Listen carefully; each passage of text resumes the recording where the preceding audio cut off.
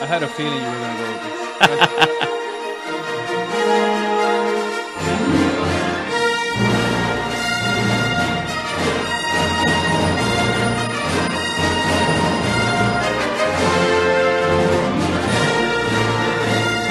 This is a song that builds empires. That's what we're trying to build. Yes, yes, yes. I figure that was the appropriate song to start the show. This is better than anything Bach or Beethoven ever did. Wait, Beethoven didn't do this? No. I believe it was John Williams. Hello, friends. Welcome to Talkbox, our podcast. Let me just start by saying we don't know what the F we're doing, but we're going to have a lot of fun with this. Joining me, I'm Alex, by the way. This is John. John, say hi to the peeps. Hello, peeps. All right. So basically what we decided to do, we're a couple of friends. We decided to get together and kind of share our conversations because we have some really, really interesting shit to talk about. And usually our conversations go real long. And we've always talked about kind of bottling them up and sharing them with our friends. And that's essentially what we're trying to do here. So this one's going to be terrible. And I think the first, and John, correct me if I'm wrong, I think the first, 2 or 3 of these are going to probably be an abortion, but that's okay. Yep. They're going to be an abortion, but we'll get good at it eventually. We're going to bring on some guests that actually know what the hell they're talking about. Because we certainly don't, but we have some really, really strong takes. They may be a little misguided, but they're strong takes. We think people will find them interesting. John and I agree on a lot of stuff, but we disagree on most things. And I think that's what's going to make the show, I think it's going to make it pretty interesting. I think if this show had a catchphrase to it, it would be, we know a little about a lot. That's a great call. That's a great call. We know much, but we're masters of nothing. So that's essentially what the show's about. Again, we're just learning our equipment. We're just learning kind of our way around everything that we're trying to do here. And we think it's going to be entertaining for folks to tune in. We're going to try to do this about once a week. That's going to be our goal. Maybe, just chat about different topics for an hour or so. And we're hoping people will tune in. And we're not making any money this way. We're not doing anything that's necessarily profitable. But we're hoping if people tune in and they like what they have to hear, they'll throw us a couple of bucks and say, hey, give us a plug and we'll contribute to the show, and maybe we can grow a following that way. That will be nice. It will also be nice to get some endorsement money, but that's neither here nor there. We're actually doing this for fun. No, we're doing it for the money. John lies. We're doing this for the money. We want money. We want to quit our 9-to-5 jobs, and we want to come and do this bullshit and just talk trash and make a career out of it. But John's right. This is a hobby for us. So again, be easy. We're going to be posting this on YouTube. We're going to be doing the official podcast on iTunes. We're going to be doing all that stuff. So when you make a negative comment, people are going to see it. And my only request is, if you're going to talk shit about the show, make it really good. Make it really funny and interesting. We might even mention you in future casts and kind of, try to defend ourselves when people are doing such things. Well, yeah, we just hope that, you guys take away a lot of entertainment, a few laughs, and maybe, you learn something about yourself through our conversations, because we will have different opinions on a variety of things. But in the end, we're all just a big mix of what our opinions and thoughts are. And if we can help you find a path, or we can help you kind of say, you know what, I agree with this guy, or I don't agree with this guy, and kind of let you find yourself a little more through this show, then we've succeeded way more than any amount of money could ever give us. That's right. And it's safe to say most of the people that are going to be listening to us at the beginning are probably going to be our friends, so they already know about the tens of people that are going to be listening to our show. 3 of them? No, we got more. I got more than 3 friends. You're the fucking lonely motherfucker. I got a bunch of friends. But the tens of people that are going to be listening to the show initially, they're going to know who we are for the most part. They're going to know what our opinions are all about. Like I said, I'm a really strongly opinionated guy, but the reality is I don't know much about shit. I'm constantly being corrected, but that doesn't stop me from voicing my loud opinion. I do know a little bit about some stuff. And, when we started talking about the show and I asked John to join me because I thought he'd be perfect to do this with me. John's a really, really interesting guy. For those of you who don't know John, he's a really, really interesting dude. Very, very strong opinions. Very, very intellectual, but incredibly witty and somewhat stupid at times as well. So he's the perfect yin to my yang, and that's one of the reasons I wanted him to come on board. I think he's going to be great for what we're trying to do here. So anyway, that's the show. We hope that you guys are going to be tuning in. We're gonna, like I said, we're going to be talking about a bunch of different stuff. For example, this past weekend, I asked John, my wife and I asked John and his beautiful wife to come out and join us for a UFC event. We watched it at the local watering hole there in Doral. It was really, really fun. It was a good time. One of the unusual things about that particular UFC event was that the headliner was a woman, Ronda Rousey, who's kind of taken the mixed martial arts world by storm. Really interesting chick, super dominant for people that don't watch the sport. By the way, this was UFC 180 something. I think I wrote down 184. Yeah, this was UFC 184. Just so you guys know a little bit about me, in case you don't, I've watched every single UFC from UFC 1 to 184. I've watched all of them. I used to watch all the Pride events. Wow. I used to watch some of there was a lot of stuff underground in Japan. There was a lot of stuff that you can access on the internet. I was kind of motivated by that Jean-Claude Van Damme movie. Do you remember that movie? Which one? Bloodsport? Bloodsport. Yeah. I mean, that kind of motivated me to start, kind of digging a little bit deeper, because the thought that there might be a real blood sport. There was a real fucking blood sport out there, and there was what did they call it? A kumite or whatever the tournament was called. I was fascinated by that. So I started digging deep, and it turns out there was something called Pancrase, which is very popular, or was very popular in Japan. It was an open format tournament, and that eventually evolved into the UFC and Pride and all these other big tournaments. I think ever since probably the beginning of modern civilization, people have wanted to fight each other. You had the Romans with the gladiators, and you had the Mongols did their own thing with the sparring. I mean, there's always been some level of entertainment in watching people just bloody each other up in some way, shape, or form. I think it appeals to the animal side of our human. It speaks to human nature, doesn't it? It's kind of like when you're driving on the highway and you see a crazy car crash, and based on how mangled the car might be, you really don't want to look at it, but you kind of do, and most people do, and it kind of appeals to that, what you just said, kind of like the barbaric, animalistic side of human nature, which is,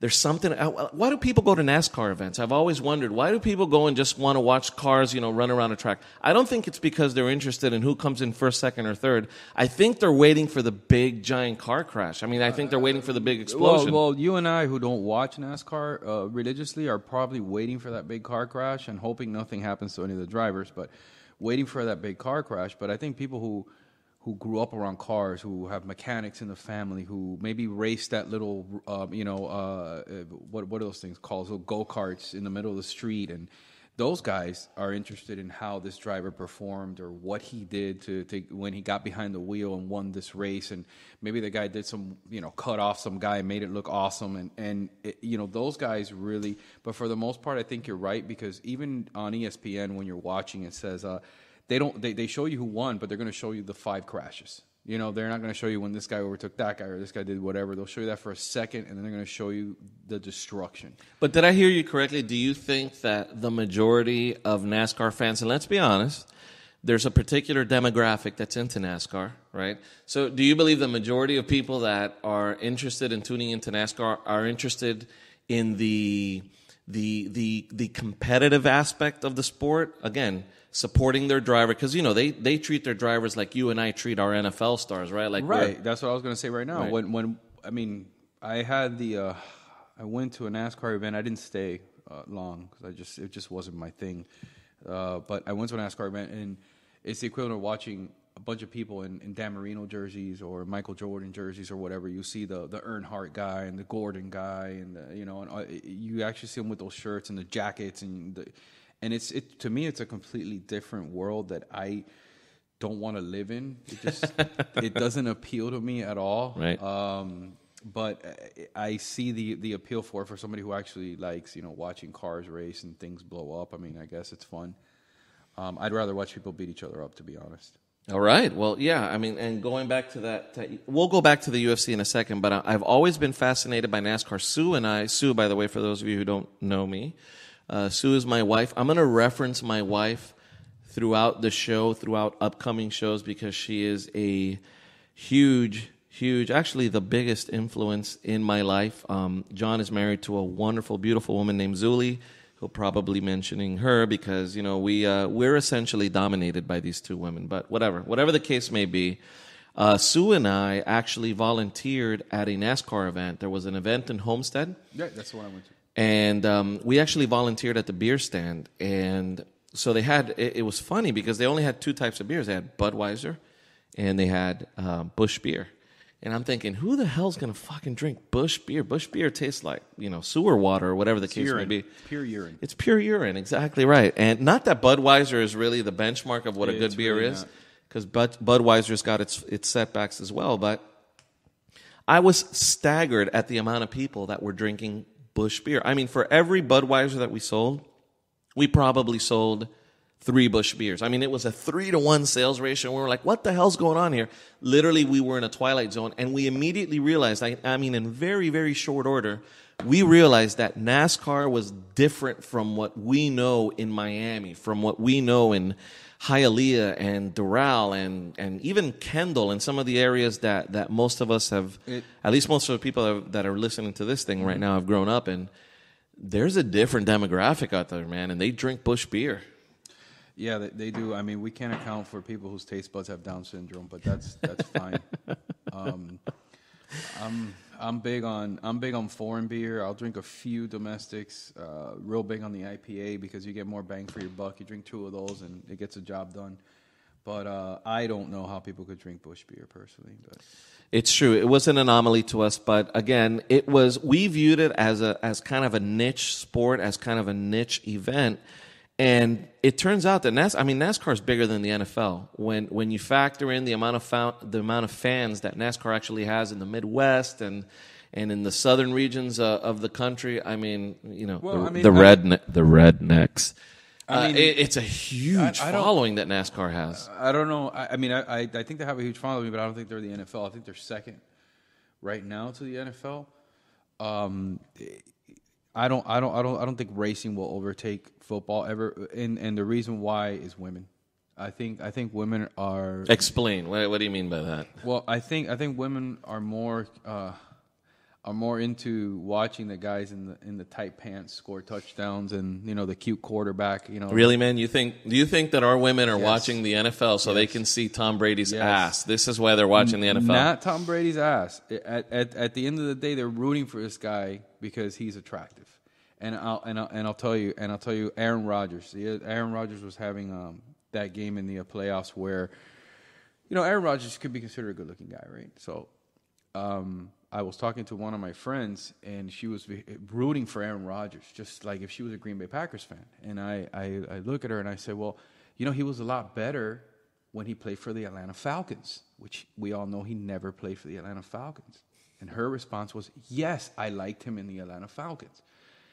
So which led me to believe that she was rooting for Aaron Rodgers because he was an attractive guy. She had no idea who this guy was, none at all. So when I asked her, she said, I just like guys with green eyes. So I think women view sports a little differently than we do. I think some of them, my wife, for example, loves competitive sports. She sometimes, she'll tell me, hey, why aren't you watching the Heat game? If I've forgotten that there's a Heat game on. When we first started dating, I'd walk into her house and bam, the Heat game was on. I had a beer ready. You know how everything's beautiful in the beginning, but she enjoyed that, and that was something that I really loved about her, and one of the reasons why I married her, because I could actually watch sports with her and not have her say that guy's cute or that guy's attractive or I really like this team because so and so plays on it. But for the most part, I don't think a woman's going to look at NASCAR and say, "Oh, I really want to drive that car." I just don't. I don't know. Yeah, no, I agree with that. But one of the things I found, by the way, the views expressed on this show are exclusively John Ramos's views. I personally don't believe that that most women watch sports because they want to root for the good-looking guys. But that's my boy John. It's a strong opinion. Run with it, dude. That's good. As far as NASCAR is concerned, there were a shocking amount of women, and what we can't do is pretend to really understand that sport, because you and I know shit. We don't know anything about this fucking sport. But God damn, if you haven't been to a NASCAR event, you should go, because you literally feel like you're in another world. You're in another country. And I'm talking about, Hialeah boys. I'm talking about us Miami guys. I'm talking about people that go to the beach and stuff. These guys don't do these things. This is almost a different culture, to use that word. These are the guys that you see on those ridiculousness programs, or the Tosh.0 programs, that they're doing things to actually commit bodily harm to each other.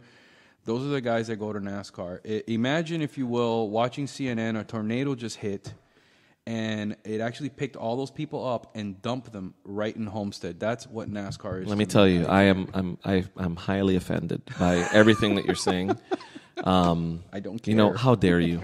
How dare you group these wonderful people, these wonderful bush beer drinking people, into this incredibly unfortunate and, I believe, unfair segment of Neanderthal-like, beings. But anyway. No, I mean, it walks like a duck. Oh, you son of a... Look, NASCAR is very much a niche sport. There's no question about it.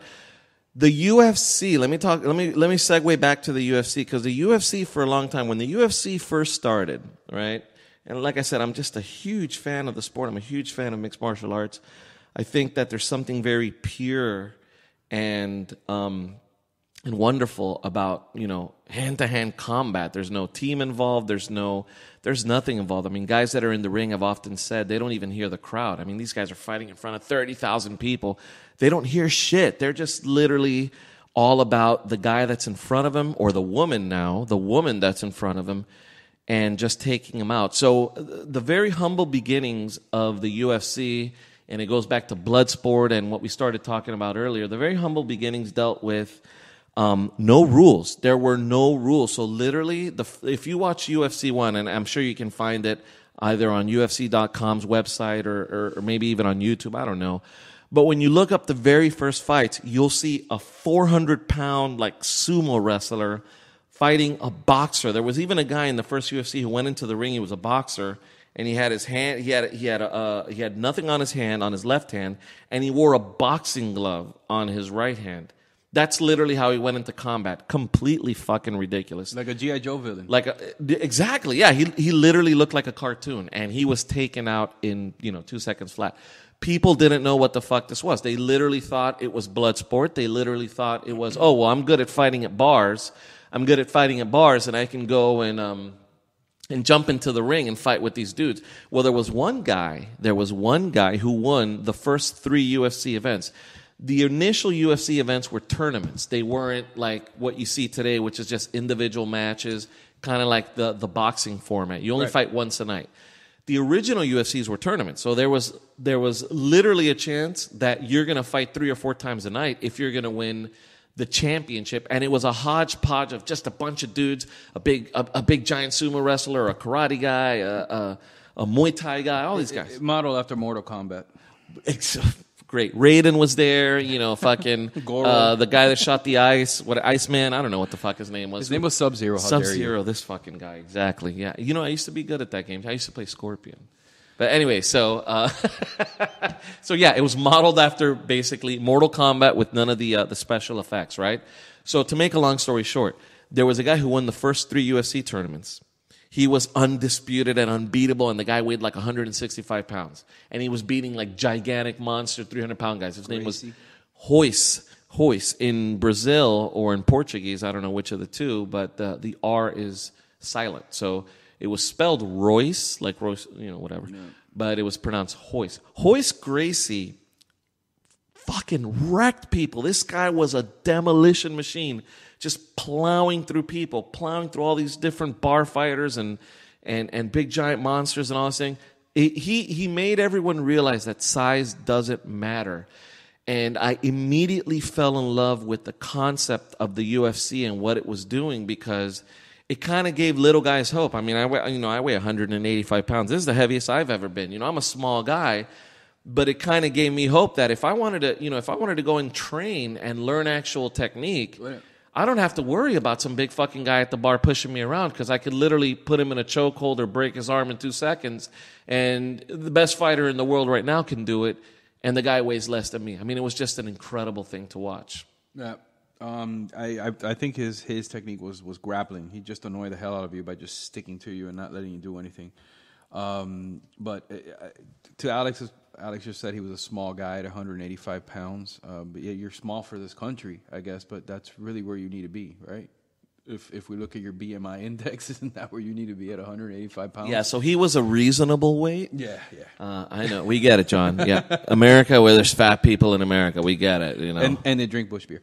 And they drink Bush beer. But so going back to the humble beginnings of the UFC, and again, I'm going to spend time on this topic because I'm obsessive about mixed martial arts, and UFC is just one of the fastest growing sports in America.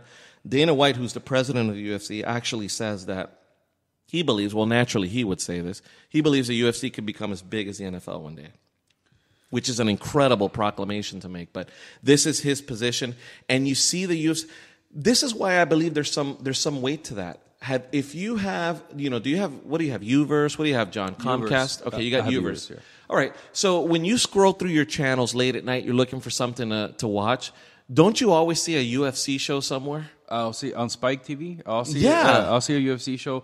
I normally settle on like Forensic Files or one of those shows like Ridiculousness, where I'm watching people just do stupid things, or I'm solving crimes. But so John is the intellect of the two of us. Not really. He likes no, but the point being, when I first met Sue, she would always tell, one of the things she always told me that I found fascinating was, when you put on TV, you'll always find ice skating somewhere. And this, I've been with this woman for 17 years. So 17 years ago, when I met Sue, ice skating was prevalent. It was on cable TV. You can find a channel that had ice skating. Today, it's gone.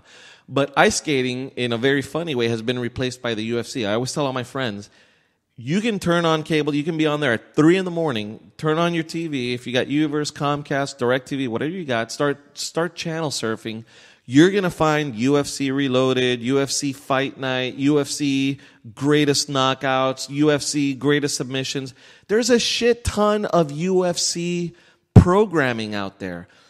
And that kind of speaks to the incredible strides that this organization and this sport has made. After a major UFC event, like when Ronda Rousey just fought at UFC 184, it was on ESPN. It was on SportsCenter. It was a story. They had former fighters there analyzing the fight. Big deal. Is UFC the story there, or was Ronda Rousey the story there? Because I think she could take down some of the guys in UFC. I mean, with her technique, some of the smaller guys, not one of the bigger ones will probably pummel her. But some of the smaller guys, I think with her technique and the way that she can move in space, and what I saw from her in those 14 seconds where I'm going, what is it? She's a savage. She's got great instinct. She can move in the ring. She's got the right mindset.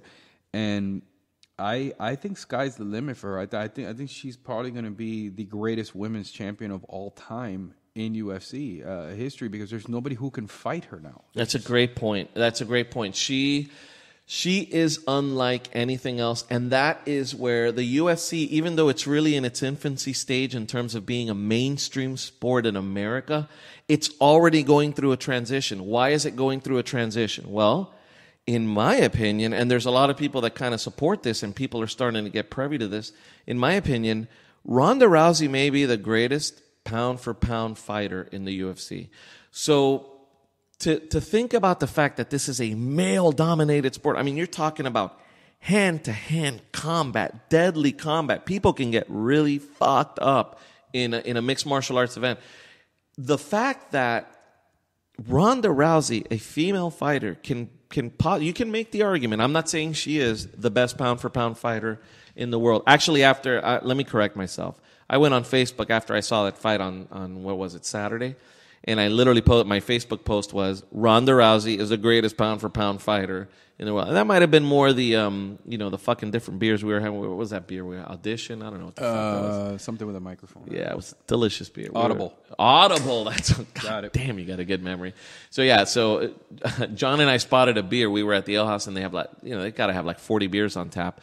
and they had this one beer that had I don't know, what do you A call microphone. Yeah, it was a microphone, but what do you call that thing? What do you call that piece that you whatever the fuck it's the called? tap? The tap. Yeah. Derp. I told you John was the intellect here. So the fucking tap was a microphone, and we were kind of celebrating the initiation of Talkbox, of our podcast. Anyway, so I saw this microphone. We ordered these beers, and it maybe got the best of me when I went on Facebook at 1 a.m. and posted that Ronda Rousey was the best, undisputed pound-for-pound fighter. She may not be, but she's in the discussion. She's in the fucking discussion. It's incredible. Well, yeah, she's in the discussion, but I mean, when you look at the men and you're trying to determine who's the best pound-for-pound fighter in UFC, you got to understand that men have a huge jump start on women in this sport. So, there's going to be competition at the male level. There might be a girl right now who's saying, I can beat Ronda Rousey, and she might be able to. She may very well might be able to. But the point here is that Ronda Rousey is giving women who want to fight in a sport that's dominated by men the ability to, because she's a polarizing figure. She's charismatic. She's actually pretty good looking for what you would consider somebody who's getting her face pummeled. I wouldn't kick her out of bed. I wouldn't either. She's just got that mole, though. I don't know if you know, she's got that mole right there on her fucking her right cheek. It's I can go away with mole. I can go away with $800. It's not going to deter me. That's it. You can shave it off with $800. Just zap it off. That, or I can just snip it off myself and put a little Neosporin on that. Oh, you son of a... But anyway, whatever. Maybe she's into that. She likes to get beat. But one guy who I think is pound for pound the best defensive tackle in the NFL is the guy whose first name I can't say and the last name Sue. That is, by the way, that is one hell of a segue right into Mr. Sue from Detroit. Let's talk Miami Dolphins football. That's what people. Who the fuck? Why are we talking about some chick fight? No. I totally support women's rights. Women have every right to be champion in the UFC or whatever mixed martial arts organization they're going to be into. But John is over this fucking UFC talk. Let's talk about what's really important.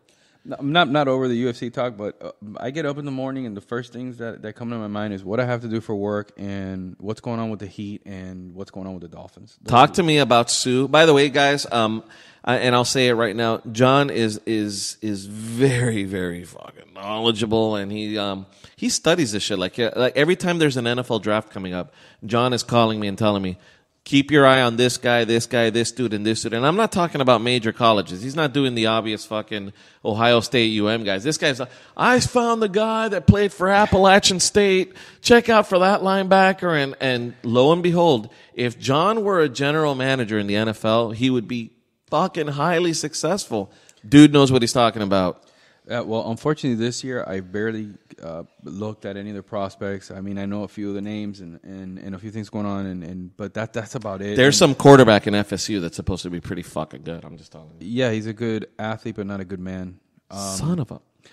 I wouldn't touch him. I couldn't trust him. But the thing with me this year in football, the NFL in particular, is that when I sit back and I know 4, 5, 6 guys who I can have a conversation about the Miami Dolphins franchise with, and I feel like they can do a better job than the people who are getting paid by this organization, it kind of takes the passion away from me. Where I'm staring at a board full of great players, and I'm thinking, well, this guy would probably fit our team, or that guy would fit our team. I'll give you an example. The year we drafted Jared Odrick, we drafted him in the mid-20s. And we had the 12th pick that year. In the mid-1920s? No, in the mid-20s, pick in the mid-20s. Oh, fuck. In the first how round. old is this organization? And Jesus. The guy, we had the number 12. So not the 1920s? Okay. No, definitely not the 1920s. So we had the 12th pick that year. We traded down to, I think, 25 or 26 to pick up Jared Odrick. At the 12th pick at that time, we had no safety help. At number 12, Earl Thomas was available, who I wanted. I just wanted that guy. I thought he was great in Texas. I thought he would be a great fit for our team. Ends up going to Seattle Seahawks and is now considered the next great free safety in the NFL. Little things like that have happened throughout the years with this regime dating back all the way to the stash. Regime. Yeah, dating all the way back to the stash in Wanstead, which, by the way, we had playoff runs that year with Jimmy's defenses, and then going from the transition of Wayne Huizinga to the new owner, and it's just been a disaster. One disastrous year after the other. It's kind of killed it for me, but I still follow the Dolphins I still on football Sundays, I still live and die with them, and it'll depress me all the way to Wednesday if they lose, which I'm depressed quite a bit. And but right now they're doing this to me again. In the news right now, the sporting news down here is dominated by the fact that the greatest defensive tackle in the NFL is interested in the Miami Dolphins. Now, is his name pronounced Idomican? Not Dominican. Not Dominican. I don't know. I don't know. Domenico? What's his name? I don't know. He's got every freaking letter in the alphabet in his first name. I have no idea. It's 26 vowels and consonants. I know Sue, S-U-E, because it reminds me of my baby. S-U-H. S-U-H. Listen to S-U-E. My baby mama. I can't get her out of my mind. Yeah, I see that. Idomican. I think it's pronounced Idomican, which is an amazing name, by the way. Irrelevant how it's pronounced. God, I want to have a son and name him Idomican. I need my kid Ethan. I don't think the Dolphins. I passed up Idomican. I don't think the Dolphins PR guys are even going to need to know how to spell the guy's name. I think we're being used as leverage again, as we normally are. Remember, we're going to sign Peyton Manning. Remember, we were going to get the coach from San Francisco went to Michigan. What's his name? If I forget. Yeah, Harbaugh. We've always been used as a sexy because, hey, who doesn't want to come to Miami, right? But at the end of the day, I think we're again being used as a bargaining chip to say, hey, we don't want Miami to get this guy by the likes of the Jets or New England or some other AFC teams. Do I think Sue comes here? I don't think so. I mean, well, they're saying we're the front runner. Yeah, but we're the front runner for a lot of other players that we never even got even got a pen in front of them to sign a contract. I mean, the point here is this organization is a joke. The guy running it doesn't know how to run a football team. You're talking about the owner? I'm talking about Stephen Ross. Okay. Yeah, the guy running it has no idea. That stadium looks tits, though. The fucking the new stadium wonderful. With that canopy on the top. Oh, it looks so beautiful. That's wonderful. But what good is? I'd rather be playing in the Orange Bowl and winning games. Yeah, my brother, I agree with you. I think that these owners don't give a crap about winning the Super Bowl. They don't. I think they're all about, they got all this revenue sharing and all these different things. And that canopy, I'm going to go to the stadium. I don't go to a lot of Dolphin games because I hate the product. But when that canopy comes up and that stadium's renovated, I'm going to go to that stadium because I'm fascinated by what they're doing there. But you're going to go to the stadium, okay? You're going to pay. You're going to take your wife. You're going to take you. You're going to take my wife. You're probably going to take your son, maybe. Yes. I don't know. Yes. So you're going to dish out about a good $250, maybe $300. Oh yeah. It's going to be pricey. And that's only to get in. Then you're going to pay the concessions, and you're going to do this, and you're going to tailgate, and it's going to be an event that's going to cost you north of $500, if you really think about it. Really? I mean, 3 people going to a football game, north of $500. That's what you're thinking? $300. $100 a ticket. That's what you're saying. $100 a ticket. I know. They've got to have a family section. There's no way they're going to charge $100 a ticket. Do you want to sit in the family section that's all the way in the nosebleeds? I personally don't. Okay, well, then you're going to probably pay $100 a ticket. And when you pay this $100 a ticket, that's $300 for you. Then you're going to go ahead and you're going to buy beer. You're going to buy steaks. You're going to buy... Nobody's buying steaks at the fucking Dolphin Stadium. I'm telling you right now. Nobody's buying steaks. Are you not going to tailgate? Yes. Okay. So you're going to buy beer. You're going to buy steaks. You're smart. You're going to buy hot dogs. You're going to do all these things. So right there, you're spending another $100. So you're looking at $400. And then you're taking your son. He's going to want something. Something there is going to cost you $30. And then what you have inside, you're spending $500 to go to this game.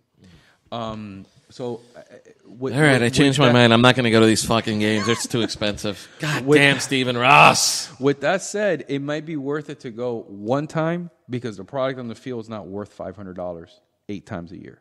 It's just not. Yeah, well, I wasn't suggesting I was going to attend 8 Dolphin games or get season tickets or whatever the case may be. But I think that new stadium is going to drive people in. Yeah, I think it'll drive people in, but what'll drive people in is better play. Point blank, Miami is an events town. Miami is a happening town. There's so many other things that I can do besides watch the Dolphin game if I'm a casual fan. I can go boating. I can go look at chicks in bikini on the beach. I mean, I can do so many more things. I can go fishing. I can go to one of our many amazing restaurants down here, which, by the way, if you don't visit the local restaurants down here, you're doing yourself a disservice. But getting back to Hidamikin or Idamikin Sue. Right. This is the I think we're going to get him. I'm making a prediction right now on our very first podcast ever. Idamikin Sue will be a Miami Dolphin because of everything that you said. And what you said was that Miami is an events town. Miami is a big name town. LeBron James comes to Miami. Shaquille O'Neal comes to Miami. If you recall, and we're going a little bit back and we're sticking to the Heat a little bit, Alonzo Mourning, when he came to Miami, that was a big freaking deal. Pat Riley coming to Miami was a big deal. Jimmy Johnson coming to Miami was a big deal. Saban, all these guys. Miami attracts big names. The greatest defensive force in the NFL is going to come to Miami. Yeah, I'm making the prediction right now. It's happening. All the examples that you just listed all have one thing in common. What's that? They either had a guy at the helm who knew what the hell he was doing in Pat Riley, a guy at the helm who knew what he was doing in Jimmy Johnson. They were run by competent people. Right now, we are not run by competent people. To me, Philbin is possibly the worst coach in the NFL right now. If not, he's in the bottom three. The guy has single-handedly lost him 3 to 4 games with his decisions just last year alone, which would have put us in the playoffs. We wouldn't have done much. But if I'm a guy who's going to get a real big payday with a new team, do I want to go somewhere where I myself as a player can look at this coach's body of work and say, do I really want this guy dictating what I do with my career? I don't want that guy dictating what I do with my career. I want to go to someone who's gonna make the best use of me, and they can't even find a spot for Deion Jordan. So I don't know. I mean, Sue, you plug him in the middle, it immediately makes your linebackers better. It makes Cameron Wake better. It probably extends his career. It probably makes your secondary better. So if we can get him, this is the move we got to make, right? I mean, even if it means letting go of some guys to make cap space for him, this is the guy you got to get. We're gonna get. If we get him, we'll make a few more plays on defense, but we'll still lose games because we have an incompetent coach. Doesn't matter. Okay. Well, I mean, one thing that I have found about the Dolphins, and by the way, I don't disagree with much of what you said. 2 years ago, we had 2 games left in the season. We just needed to win one, and we were playing like weaklings. We were playing like the Jets and the Bills. And the Bills. I mean, we just needed to win one game, and we'd be in the playoffs. We screwed that up. Last year was a fuck up. By the way, if our buddy Alex Pereira is listening right now, he's probably got a big smile on his face because he's a Jets fan. We hate the Jets. Alex Pereira, that dude is an interesting guy. And he's someone that I wanted to talk to you about because I'd love to bring him on. And our nickname for that guy is the Almanac. That dude has a photographic memory, particularly when it comes to sports and statistics and all this other shit. And he talks like this. He's got this real crazy voice. So I'd love to bring that dude on board. Definitely, it's a discussion we need to have. One of the things, by the way, just to kind of step away from the Idamikin Sue conversation, just to let you guys know, you'd be shocked at how little preparation John and I have made for this particular podcast, and it's something that was done purposely. We're going to do that moving forward. I think we're going to get a little bit better at choosing topics and being a little more topical and being a little more streamlined. But generally speaking, you'd be shocked at how little thought and preparation we did for the show. So if for whatever reason you're listening to this and you're thinking to yourself, this is pretty interesting. It sounds pretty cool. Just know we didn't really plan it. It just happens to work out that way because when interesting people have interesting things to say, it's entertaining. I just feel that way. And I hope that message or that delivery is being conveyed. So anyway, back to Idamikin Sue. So I think he's coming. I hope he does. I hope he joins the team. And I believe we're going to win the Super Bowl next year. That's my prediction. Thank you. Wow. I want to bet all your money that's not going to happen. Well, I don't have much, so I'll take that whatever. bet. I'll take that bet. We're going to win the Super Bowl. This is the typical Dolphin fan. We're going to win the Super Bowl, we're gonna go undefeated, and we're gonna match our 1972 record, whatever year that was, 72, 73, and we're just gonna rock, and that's the way it is. And then 3 games into the season, we want to fire the entire fucking staff because everybody sucks and everybody's got to go. Screw those guys. Listen, as a wannabe GM, this guy Sue fits everything that I want out of my defensive players. I want defensive players that if they were not playing in the NFL would be in prison for murder. Those are the kind of guys that I want on my defense, particularly my defensive line. And this guy has a horrible reputation of being a dirty player throughout the league. And while I don't advocate dirty Didn't play, he step on a guy's neck or something? He's tried to kill a couple people, I think. But God, I love him. But this guy, I want him in my life. I want him in my life. I'm telling you right now. We love him now because he might be coming here. But, the actions are pretty deplorable, especially in a team sport. But I think those actions stem from the fact that the guy has so much passion and intensity in him that he hates the guy in front of him. That's the point here. That guy he wants to crush whoever is in front of him. And I think that hatred for his fellow man is what makes him an amazing player. Aside from the fact that he looks like a vending machine with a head. But... Excellent. That's deep. He sounds like he has, based on everything you've described, he sounds like he has psychological issues. Yes. I want that guy on my team. I'm going to tell you right now, I loved Richie Incognito. I would have taken that dude back in a heartbeat. So the guy's a bully. The guy makes fun of you in the locker room. He tells you you're a puss because you can't do, X amount of push-ups or do whatever the hell he was. I don't know what the fuck it was, but he talked about raping the guy's sister anally. I'm just gonna. Oh God damn! I didn't know. Most people don't know. What are you talking? Expand on that. What do you mean? Just text messages that he was sending this guy. But I think, look, we don't all work the same. Wait a second. He sent a text message to Jonathan Martin saying that he wanted to rape his sister and his mother too. I think something like that. I'm going to be vehemently opposed to that. Yeah. But I'm going to disagree.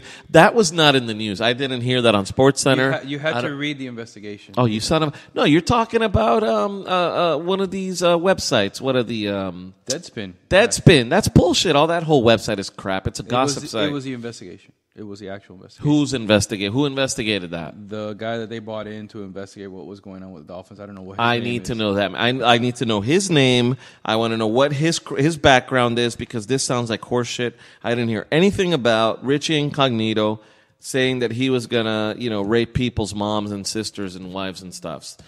So, stuffs, by the way. Stuffs is a new word that we're introducing to the podcast. STUFTZ, stuffs. But anyway, here it's right here on the first search that I did. It says rape threats. Just so you know. Holy shit! So yeah, he's he definitely made rape threats. Which look, is this wrong? I want him more on my team now because he did that. I want a bad. You know what? The offensive line should be made up of bad, mean, evil motherfuckers. Yes, kill, death, destroy. That's what I need on my team. First of all, I know Alex very well, so I know he doesn't actually advocate rape. So I hope nobody's taking that away. Rape is bad. Rape is bad. Public service announcement. PSA. Right. Rape is not good, guys. But as far as what I was trying to get at was different people are motivated and motivate in different ways. I think when you're in the offensive line, you're basically a punching bag for a defensive guy, and you got to punch back, right? So if you've got a guy like Jonathan Martin on your team who's a second-year player who's looking kind of wimpy out there, a guy like Richie Incognito who probably grew up eating potatoes and steak and chucking corn in the Midwest somewhere is the kind of guy that, he's a man's man. He's going to go and he's going to tell this guy a bunch of things that are just going to be horrible to people who have been raised, in the city. And I want that guy. And don't hear things like this. I want that guy on my team. But for the most part, I think Richie Incognito was just trying to motivate Jonathan Martin, and it went very, very wrong. I think Jonathan Martin saw it as an out from a situation that he didn't want to be in, jumped all over it, and took advantage of it, and it soiled Richie Incognito's career. Soiled, great word. Yeah, but did Richie Incognito get picked up by like the Jets or the Bills or something? The Bills. The Bills are going to kick our ass this year. They got LaShawn McCoy. LaShawn McCoy, top 3 running back, top 3 fantasy running back. He's going to rule next year. The problem is that he's got no line to run behind. So they got to go to work on that line in the offseason. But he does most of his damage in those little outlet passes, those little screens. There's a guy who is, I believe he's a free agent. I'm gonna check to make sure. That played for the 49ers. It's a guard, Lupati. I don't want a guy with potty in his name. I don't want that guy on my team. That guy is probably the best guard in the NFL. He's going to be a free agent this year. Dude's name is Potty? I'll tell you right now. P-O-T-T-I? It's Lupati. He's a... Look him up. I'm just telling you, I'm vehemently opposed. I judge people on their name. I do. It's one of the reasons I like Richie Incognito. The guy's name is Incognito. You can't be uncool with a name like Incognito. You got a guy named Potty. There's a guy in the NFL. I'm not even going to say it. I don't want to tank the show on the first. There's a guy with a very controversial last name in the NFL. I'll tell you off the air. I don't want that guy on my team either. Which one? Popinga? No. Much worse. I'm going to write it down. Hold on. I'm going to write it down. This guy right here. He looks Samoan. Remember the Dolphins one year? I think it was Philbin. He drafted literally 27,000 Samoans. It was Cam Cameron. Yeah. Those fingers need to be up, not down. Those thumbs or whatever. Yeah. Hold on. Let me write the name. Don't say it out loud because I don't want to tank the show. There's a dude with fall forward fast. There's a dude with this last name in the NFL. Okay. I don't want that. I just showed it to John. I don't want that guy on my team. So whatever the case, it's a manly sport. Potty. So the guy's name is Potty or what? Poopy? What is it? I think it's an I. It looks like an L right here, but it's Il Potty, right? Il Potty. I don't want that guy on my team. When I would announce him, I'd be like, all right, and now he just made the tackle. Il Potty. He's a guard. He's not going to make a tackle. Why don't we just call the guy Mike? And he is amazing. Thank you. What did Mike Stanton do? Didn't he change his name? Yeah, he's Giancarlo. He didn't want to be Mike in it. You know, there's 1,000 Mikes, so he wanted to be Giancarlo. That's a smart move. Speaking of the Marlins, you get a little fucking French-Italian thing going. Well, he's picking up chicks left and right, slaying. Speaking of the Marlins, they know what I'm they talking look pretty about. good this year. If they get back The Marlins, they got that guy from Japan. He's so good. Yeah, but he's too old as hell. That mother effer. He can throw that ball still from what does he play? Left field. He can throw center that field. He's playing center field? He was a center fielder way back with the Mariners. No, he always played left field, dude. Yeah. I'll tell you right now. Look it up. That motherfucker, okay, whether he played left field or center field or whatever the case may be, this guy has a cannon arm. I mean, I saw him throw a dude out. There's a bunch of highlights on it. He's done it more than once. He threw a guy out from the outfield to home plate, just fucking cannon. One hop, boom, out. Actually, we were both correct. He's an outfielder. He'll play center and right. Center and right. Okay, that's fine. So center field is really fucking hard. That's probably the hardest position to play in the outfield. Mm-hmm. But nonetheless, because you got to have a bazooka of an arm. This guy was fucking launching balls from the outfield wherever it was. Alex, how old are you right now? 41. You feel like you could do what that guy's doing? No. He's 41. He's Are you kidding me? 41. He's 41. He's a stud. Have you seen his body? The guy's a rail. I don't look at men's bodies. I fucking love looking at men's bodies. No. He's a rail. In all seriousness, the guy is a rail. He is in tip-top shape, and he's fast. And I don't think the guy's hit a home run in 25 years. It doesn't matter. The guy just gets the ball in play. He generates runs, and he still has a cannon of an arm, man. Yeah. And that's exactly what the Marlins need. Him and Giancarlo in the outfield, I don't even know who the third guy is. It doesn't matter. Just don't hit balls that way. This dude is going to get people out. That's all that matters. Yep. We also have a guy by the name of Gordon that we signed over from the Giants, I believe. That guy is one of the fastest players in Major League Baseball. He's gonna raise our steals. That was John's phone going off, by the way. The vibrating sound. You heard that? I think. Yeah. Well, it comes out through the microphone. John. I had no idea. Guys, again, these are the things we'll get better at this, but we don't know what the fuck. But you and look. By the way, that's a BlackBerry. I haven't seen a BlackBerry. John, by the way, is holding a BlackBerry. What is that? A torch? What is that right this there? This is a BlackBerry Bold that's issued by my employer. Okay, a BlackBerry Bold. So what did they dust it off before they handed it to you? What kind of? I personally thought they were giving me a nice paperweight, but it was a BlackBerry. Holy shit balls! You know what? I missed that. What is that? The QWERTY keypad. Yeah. Dude, I miss that so much. You know, before I eventually went over to the smartphone, I loved that keypad, man. That was my thing was that goddamn keypad. Oh, by the way, if it's too loud, just you can lower it. No, I'm right good. There. All right. Good. I see you adjusting your headset. No, I'm doing that because it's getting kind of warm in the ears here. But yeah, We're doing good. That phone was like my absolute go-to. I loved BlackBerry. BlackBerry is one of the saddest downfalls I've ever seen. You know, at one point they owned revolutionary at one point. absolutely, and then as fast as they became a juggernaut, they became obsolete because BlackBerry at one point owned, and this is an exact number, they owned 75% of the smart market segment. They own 75% of that entire segment. And in a span of about 36 months, they went down to 3%. Today, BlackBerry has less than 1% of the market. Wow.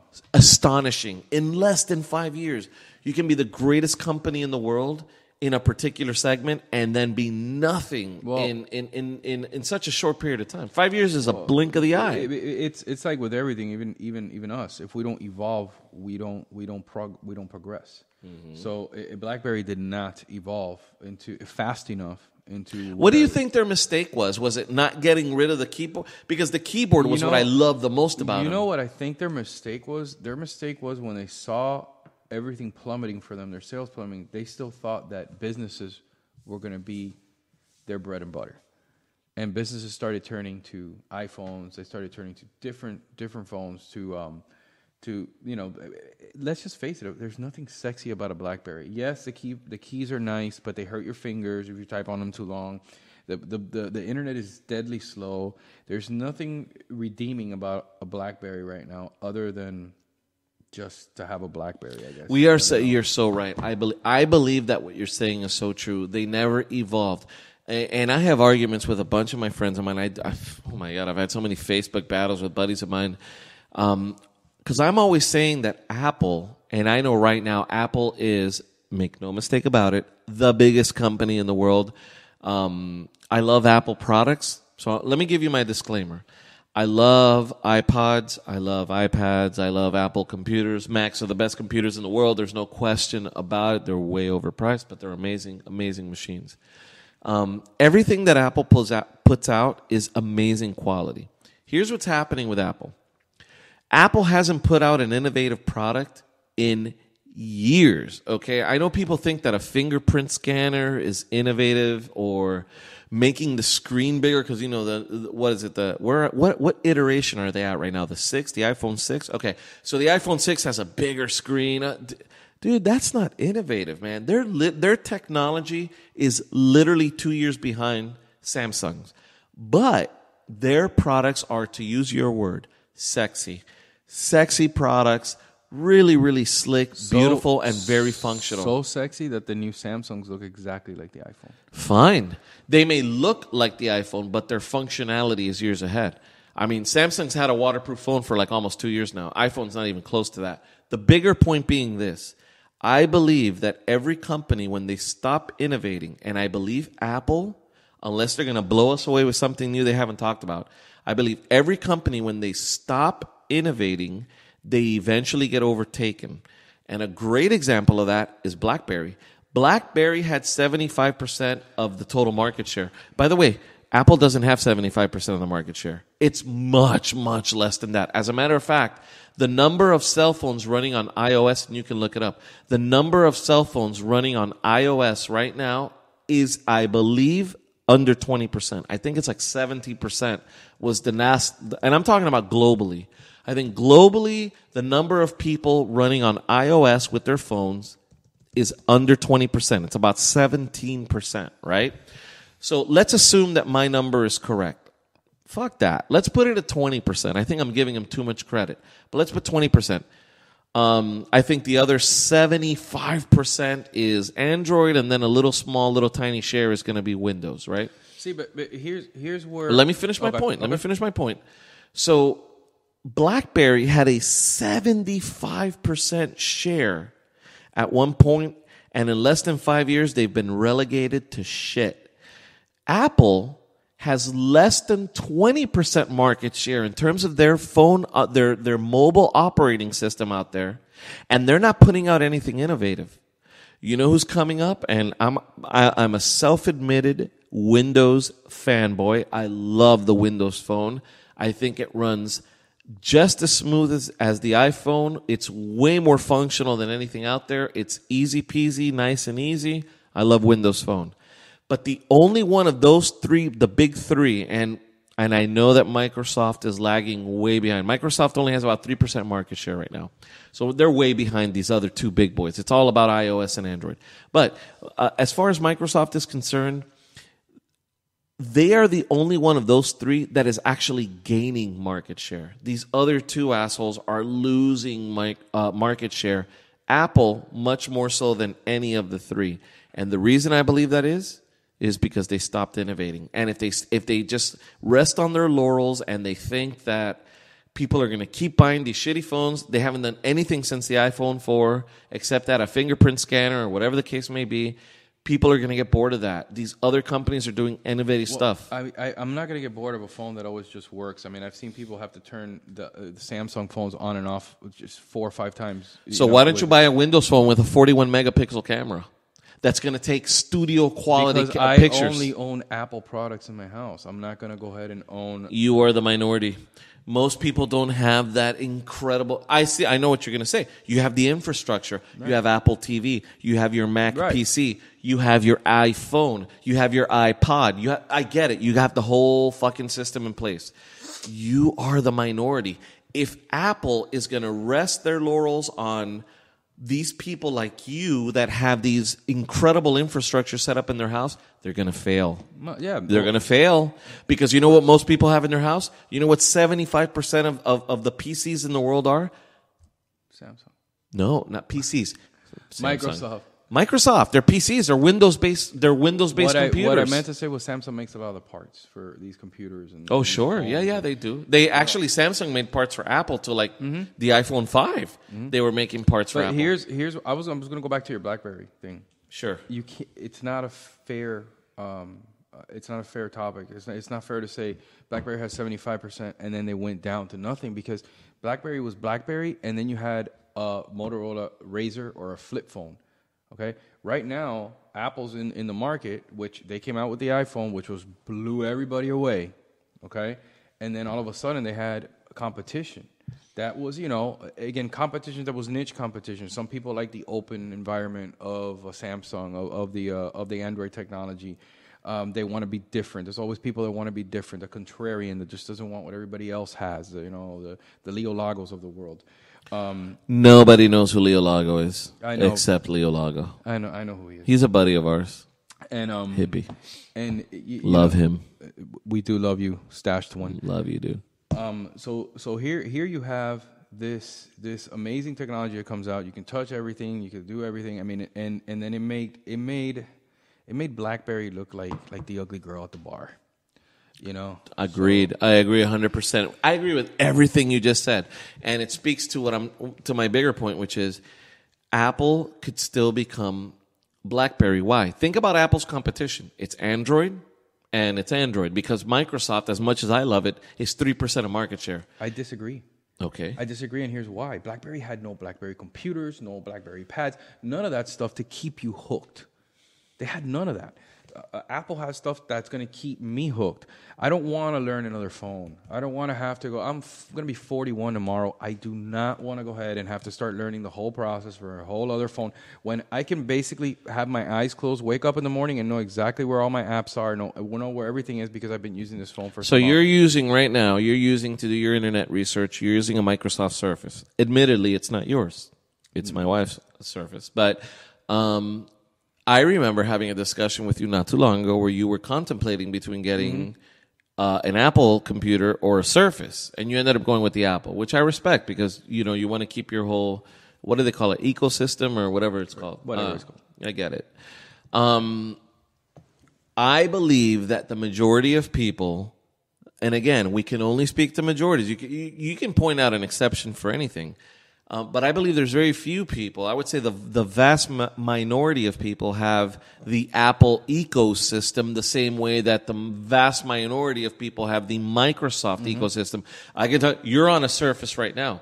I have Windows Phone. I have Surface computers. I have, Windows PCs. I'm on an Acer right now with a Windows operating system. I have everything in my house. I have an Xbox One. I have an Xbox 360 in my son's room. Everything is Microsoft. But let me tell you right now, if Apple intrigued me with a fascinating phone that rocked my world, I would get an Apple in a heartbeat. I've owned an Apple iPad. I sold the iPad because I thought it was overpriced. I thought I can still get good money for it. I did, and I ended up getting the Surface. The Surface, in my opinion, the Surface is technically a tablet. It blows away the iPad. I mean, you can't even, it's not even in the same ballpark. The Surface is basically a complete computer, whereas the iPad isn't. The Surface is a hybrid in every sense of the word. Anyway, without having said that, I still bought an iPad, and I still own plenty of iPods, which I adore. iPods are battle tanks. They're indestructible. They're amazing machines. I love them. Dude, I've had my iPod. I have an original iPod, like a 64 gigabyte one, that it looks like a cinder block. The thing is indestructible. My wife uses it all the time. Great quality products. But with that said, if Apple doesn't do something innovative, they're gonna get overtaken. There is new competition coming into the market. We'll see what happens. Who knows who's right, who's wrong? Only time will tell. But Apple better watch out, man. They got some people on their ass. You know. I love Apple. What a great company. It's American. God bless the USA. I'm all about that. I love Apple. I hope they stay on top for the rest of time. But I hate what Apple has been doing with their phones. I think that they've taken advantage of the fact that we are a culture of trends, and it's trendy to have an iPhone. I think it's wrong. I think it sets a bad precedent, and it's one of my main objections with the fucking phone. I don't think it's trendy. I mean, standing fucking 3 hours in line to get an iPhone is so retarded. I'm like, oh my god, what are you doing? But so is sitting 4 days to wait for the Star Wars movie to be released. People are going to do what they want, and I'm all for people doing whatever the hell they want. You want to sit there. I am going to judge you because we all do. No matter how many times you say I don't judge anyone, we all internally judge people. But if I walk by an Apple store, if I happen to be at the mall, and the release is in a day, and you're standing in line, I'm going to think you're an idiot, because there's no way you should. In fact, I got my 6 probably before anybody else did. All I did was I simply decided to. They were being delivered by UPS. I called UPS the day before. I said, "Hey, can you hold it at the UPS facility?" And I'm going to go pick it up. I went at 8:00 in the morning and picked up my phone, and I was using my phone by 8:15. I didn't stand in line. I didn't do anything. I just went and picked it up, both me and my wife's phone, and we were completely happy. So I want that to be a theme of the show, because what you said was absolutely right. People's preferences and rights and all that should be respected. You should be allowed to do whatever the hell you want to do. So if you want to buy a freaking iPhone, even though I, with my, whatever opinion I have, I'm telling you, you're such an idiot they're ripping you off. They're selling you different iterations of the same shit every fucking year. Then they'll throw in a finger scanner and you're all fooled by that shit. I can literally pound my chest and pound on tables till the cows come home. Everyone should have a right to do whatever the hell they want to do. You're right, man. You couldn't be more right. I want that to be a theme of the show, because at the end of the day, if it feels good, if it makes you happy, that's what you got to do. That's really what our podcast is going to be about. John and I like talking. We like talking to one another. We like having interesting conversations. We like chatting. It's already been over an hour, and it feels like time has flown by. But more importantly, I love you, dude. I love you, dude. I love having these discussions with. Don't hit the mic, dude. I'm sorry. Fuck. You made me You went nervous. the whole fucking show without fucking up. You hit the fucking mic, and now we look like a bunch of amateurs, dude. You made me nervous when you said you loved me. God damn.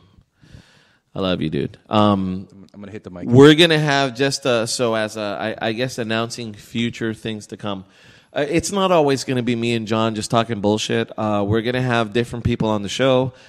We've got, we're fortunate. We're good people that know a lot of good people, and we have a lot of good friends, and we have a lot of people that have interesting shit to say.